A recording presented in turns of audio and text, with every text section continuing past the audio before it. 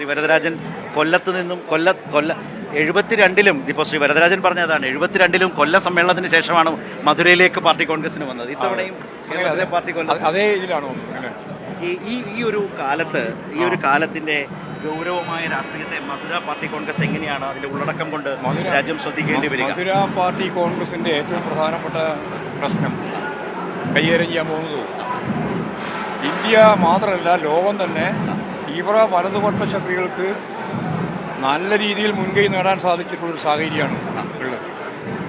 ആ സാഹചര്യത്തെ ആകെ അഭിമുഖീകരിക്കേണ്ടത് ഇന്ത്യ ആവുമ്പോഴും കേരളമാവുമ്പോഴും നമ്മുടെ ഏറ്റവും പ്രധാനപ്പെട്ട ഗൗരവമുള്ള ഒരു സങ്കീർണതയാണ് നമ്മൾ അഭിമുഖീകരിക്കുന്നത്. അപ്പോൾ BJPയെ പരിപൂർണമായിട്ട് തോൽപ്പിക്കുക, ഒറ്റപ്പെടുത്തുക, അതിനുതകുന്ന രീതിയിൽ രാജ്യത്തെമ്പാടുമുള്ള മതനിരപേക്ഷ ശക്തികളെ മുഴുവൻ ഒറ്റക്കെട്ടായിട്ട് അണിനിരത്തുന്നതിന് വേണ്ടിയുള്ള ബോധപൂർവമായ പ്രവർത്തനത്തിൽ ഇടതുപക്ഷത്തിൻ്റെ സ്വാധീനം വർദ്ധിപ്പിക്കുകയും ഇടതുപക്ഷ ശക്തികളുടെ സ്വാധീനം, നമ്മുടെ പാർട്ടിയുടെ സ്വാധീനം മാത്രമല്ല ഇടതുപക്ഷത്തിൻ്റെ മൊത്തം സ്വാധീനം വർദ്ധിപ്പിച്ചുകൊണ്ട് മതനിരപേക്ഷ ഉള്ളടക്കമുള്ള എല്ലാവരെയും പാർലമെൻറ്റ് തിരഞ്ഞെടുപ്പിൻ്റെ ഭാഗമായിട്ടോ അസംബ്ലി തിരഞ്ഞെടുപ്പിൻ്റെ ഭാഗമായിട്ട് മാത്രമല്ല ജനകീയ പ്രശ്നങ്ങൾ അടിസ്ഥാനപ്പെടുത്തിയിട്ടുള്ള പോരാട്ടങ്ങളിലും സമരങ്ങളിലും ഉൾപ്പെടെ അണിനിരത്തിക്കൊണ്ട് മാത്രമേ നമുക്കിതിനെ ഫലപ്രദമായിട്ട് പ്രതിരോധിക്കാൻ സാധിക്കൂ. ഇന്ത്യ ബ്ലോക്കിൻ്റെ ഇന്നത്തെ ഏറ്റവും പ്രധാനപ്പെട്ട ദൗർബല്യം അത് തിരഞ്ഞെടുപ്പിൻ്റെ ഭാഗമായിട്ട് മാത്രം നിൽക്കുന്നു എന്നുള്ളതാണ്. ജനങ്ങളെ അഭിമുഖീകരിക്കുന്ന പ്രശ്നങ്ങൾക്ക് പരിഹാരം കാണുന്നതിന് വേണ്ടിയുള്ള വലിയ പോരാട്ടങ്ങളിലേക്കും സമരങ്ങളിലേക്കും. അതിൽ തന്നെ ഇന്ത്യ മുന്നണിയെ നയിക്കുന്ന കോൺഗ്രസ് രാഷ്ട്രീയമായി പാർലമെന്റിനകത്തും പുറത്തും ദുർബലമാണെന്നുള്ളൊരു വിമർശനം 100 സീറ്റ് ഉള്ളപ്പോൾ പോലും. അപ്പോൾ അതിനൊരു ആ മുന്നണിക്കൊരു രാഷ്ട്രീയമായ ഉള്ളടക്കം നൽകാൻ മുൻകാലങ്ങളിലേതുപോലെ CPM-ന് രാഷ്ട്രീയ ഉത്തരവാദിത്വമില്ലേ? അതായത് അവരെടുത്തുകൊണ്ടിരിക്കുന്ന നിലപാടുകൾ ഈ രാഷ്ട്രീയത്തിൻ്റെ ഗൗരവതരമായിട്ടുള്ള പശ്ചാത്തലം മനസ്സിലായിക്കൊണ്ടല്ല, ഒരു മൃദു ഹിന്ദുത്വ നിലപാടാണ് അവർ പലപ്പോഴും സ്വീകരിക്കുന്നത്. അതിൻ്റെ ഫലം BJPയെ തോൽപ്പിക്കേണ്ടതുണ്ട് എന്ന കൃത്യമായ രാഷ്ട്രീയ നിലപാട് അവർക്ക് ഉയർത്തിപ്പിടിക്കാൻ സാധിക്കുന്നില്ല. ഡൽഹി തെരഞ്ഞെടുപ്പിൽ കണ്ടത് അതാണ്. ഹരിയാന തെരഞ്ഞെടുപ്പിലും അത് തന്നെയാണ്. പ്രതിപക്ഷ നിരയിൽ അനിഷേധ്യമായ CPIM സ്ഥാനം ഉറപ്പിക്കുന്നതാകുമോ മധുര പാർട്ടി കോൺഗ്രസ്?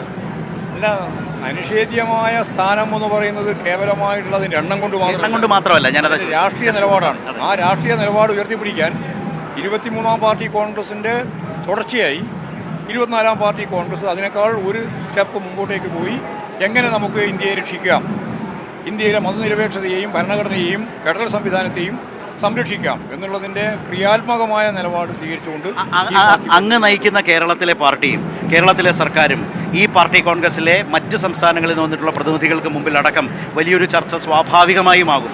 അത് ഏത് നിലയ്ക്കാണ് ആ സാഹചര്യത്തെ? അല്ല, ഇടതുപക്ഷ പാർട്ടികളുടെ ഏറ്റവും പ്രധാനപ്പെട്ട കേന്ദ്രമായിട്ടാണ് ഇപ്പോൾ കേരളത്തെ കാണുന്നത്.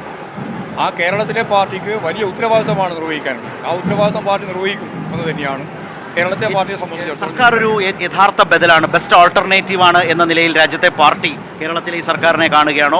വിദേശത്തെ കമ്മ്യൂണിസ്റ്റ് പാർട്ടികൾ കാണുന്നുണ്ടോ? പൊളിറ്റ് ബ്യൂറോ അംഗം എന്ന നിലയിൽ താങ്കളുടെ ഇപ്പോഴത്തെ ഒരു അനുഭവം എന്താണ്? കാരണം പാർട്ടി കോൺഗ്രസിലേക്ക് വിദേശ പ്രതിനിധി പാർട്ടികളുടെ അഭിവാദ്യ സന്ദേശങ്ങളൊക്കെ വരുമല്ലോ, അവരെങ്ങനെയാണ് കാണുന്നത്? കേരളത്തിലെ പാർട്ടിയെ സംബന്ധിച്ചിടത്തോളം ലോകം ശ്രദ്ധിക്കുന്ന ഒരു പാർട്ടി സംവിധാനമാണ് കേരളത്തിൽ. അതിപ്പോഴും തുടങ്ങിയതല്ല, 1957 മുതൽ കമ്മ്യൂണിസ്റ്റ് പാർട്ടി പാർലമെൻ്ററി സംവിധാനത്തിൻ്റെ ഭാഗമായിട്ട് ആദ്യമായിട്ട് അധികാരത്തിൽ വന്നത് കേരളത്തിലാണ്. ഓക്കെ, കേരളത്തെ സംബന്ധിച്ചിടത്തോളം എല്ലാവർക്കും ലോകത്തെമ്പാടുമുള്ള കമ്മ്യൂണിസ്റ്റുകാരെ സംബന്ധിച്ചിടത്തോളം ഒരു ധാരണയുണ്ട്. ആ ധാരണക്ക് അനുയോജ്യമായ രീതിയിൽ ഇന്നത്തെ തീവ്ര വലതുപക്ഷ ശക്തികൾക്കെതിരായ പോരാട്ടത്തിനും ഒരു ബദൽ എന്ന രീതിയിൽ കേരളം മുന്നോട്ടേക്ക് പോവുകയാണ്. അതിൻ്റെ ഒരു തുടർച്ചയായ 2ാം ടേം കഴിഞ്ഞ് 3ാം ടേമിലേക്ക് തുടർച്ചയായിട്ട് ഇടതുപക്ഷ ജനാധിപത്യ മുന്നണി ഗവൺമെൻറ്റിനെ നയിക്കുന്ന ഏറ്റവും കരുത്തുള്ളൊരു പ്രസ്ഥാനം എന്ന രീതിയിൽ CPIM-നെ ശക്തിപ്പെടുത്തുക എന്നുള്ളത് അഖിലേന്ത്യാ പാർട്ടിയുടെ തന്നെ ഉത്തരവാദിത്തമായിട്ട് നിൽക്കുകയാണ്. അതിൻ്റെ ഭാഗമായിട്ട് കേരളത്തിലെ പാർട്ടിക്കും ആ ഉത്തരവാദിത്തം വളരെ ഗൗരവമുള്ള ഉത്തരവാദിത്തം നിർവഹിക്കാനുള്ള ചുമതലയാണ്. കേരളത്തിലെ UDF-ന് CPM-നെ രാഷ്ട്രീയമായി വെല്ലുവിളിക്കാനോ രാഷ്ട്രീയമായി ചോദ്യം ചെയ്യാനോ കഴിയുന്നുണ്ടോ? കേരളത്തിലെ UDF-ന് രാഷ്ട്രീയമായിട്ടാണ് എൻ്റെ ചോദ്യം, മാധ്യമങ്ങളിലൂടെ ഉണ്ടാക്കുന്ന വിവാദങ്ങളെക്കുറിച്ചല്ല. UDF-ന് യഥാർത്ഥത്തിൽ അവരുടേതായ രാഷ്ട്രീയം ഫലപ്രദമായിട്ട് കൈകാര്യം ചെയ്യാൻ ഇവിടെ സാധിക്കുന്നില്ല. കാരണം അവരേറ്റവും പറയുമ്പോൾ ശക്തിയായിട്ട് BJPക്ക് എതിരായിട്ട് പറയുമെങ്കിലും കാമ്പായ കാര്യങ്ങൾ പരിശോധിക്കുമ്പോൾ നമുക്ക് നന്നായിട്ട് അറിയാം അവർ യഥാർത്ഥത്തിൽ BJP ഉൾപ്പെടെയുള്ള എല്ലാവരുമായിട്ട് ചേർന്ന് മുമ്പോട്ടേക്ക് പോകുന്ന നിലയാണ് നമുക്കെതിരായിട്ട്. കാരണം BJPയുടെ നമ്പർ 1 ശത്രു CPM-ആണ്, കോൺഗ്രസിൻ്റെ നമ്പർ 1 ശത്രു CPM-ആണ്, ജമാഅത്ത് ഇസ്ലാമിൻ്റെയും അതുപോലെ തന്നെ SDPI-യുടെയും നമ്പർ 1 ശത്രു CPIM-ആണ്. അപ്പോൾ ഒരു ഐക്യധാര അവർ രൂപപ്പെടുന്നുണ്ട്, ഒരു മഴവിൽ സഖ്യം. അതിനെതിരായിട്ടാണ് ഇടതുപക്ഷ ജനാധിപത്യ മുന്നണി ശക്തിയായിട്ട് മുന്നോട്ടേക്ക് പോകുന്നത്. CPIM പ്രത്യേകിച്ച് മുന്നോട്ടേക്ക്. പാർട്ടി കോൺഗ്രസിന്റെ ഒരു ആവേശം കൂടി കഴിയുന്നതോടെ കേരളത്തിലെ പാർട്ടി വേറെ ലെവലാവും, കുറെ കൂടി ഊർജ്ജം ആവേശം ഉൾക്കൊണ്ട് പോകുന്നതാണോ? ഊർജ്ജസ്വലമായ രീതിയിൽ പാർട്ടി മുമ്പോട്ടേക്ക് പോകും. 3-ാം ടേമിലേക്ക് തന്നെയാണ് കേരളത്തിലെ പാർട്ടി ഉന്നം വെക്കുന്നത്.